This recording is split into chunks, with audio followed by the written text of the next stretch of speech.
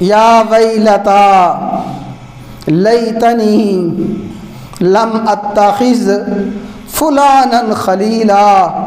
ہائے کاش مجھ پہ میری بدنصیبی غالب آ گئی، ہائے کاش میری کم بختی مجھ پہ غالب آ گئی،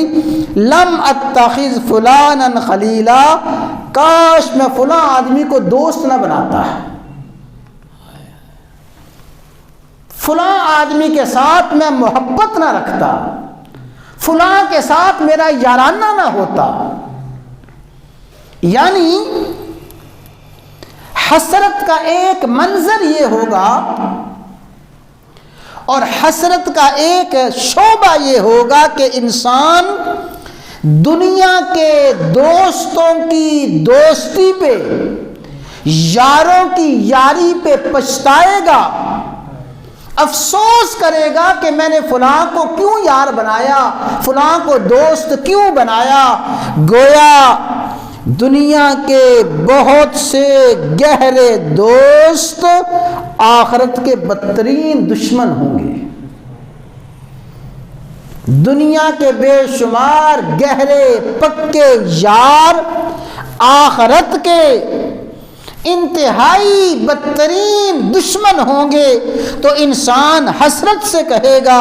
یا ویلتا لیتنی لم اتخذ فلانا خلیلا، ہائے کاش میں نے فلاں کو دوست نہ بنایا ہوتا،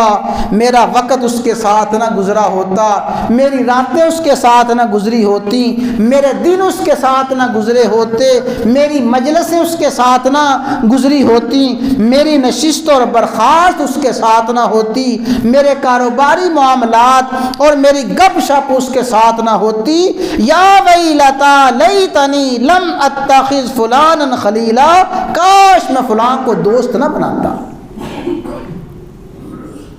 اپنے دنیا کے انتہائی گہرے دوست پر، یہ جو الفاظ ہیں نا میں بڑا سوچ کے عرض کر رہا ہوں، دوست نہیں، انتہائی گہرا دوست۔ خلیل وہ دوست جس کی محبت، جس کی دوستی انسان کے دل و دماغ میں، اس کے اعضاء میں رچ بس جائے، ایسے دوست کو خلیل کہا جاتا ہے۔ وہ میرا اتنا گہرا دوست، اتنا پکا دوست تھا، کاش میں نے اس کو دوست نہ بنایا ہوتا۔ اور خود اعتراف کرے گا، اپنی اس دوستی کے نقصان کو، دوستی کے خسارے کو خود بیان کرے گا، کہے گا لقد اضلنی عن الذکر بعد اذ جاءنی، جب اس کے ساتھ میری دوستی لگی، جب اس کے ساتھ میرا اٹھنا بیٹھنا ہوا، جب اس کے ساتھ میری محبت بڑھی، لقد اضلنی، اس نے مجھے گمراہ کر دیا۔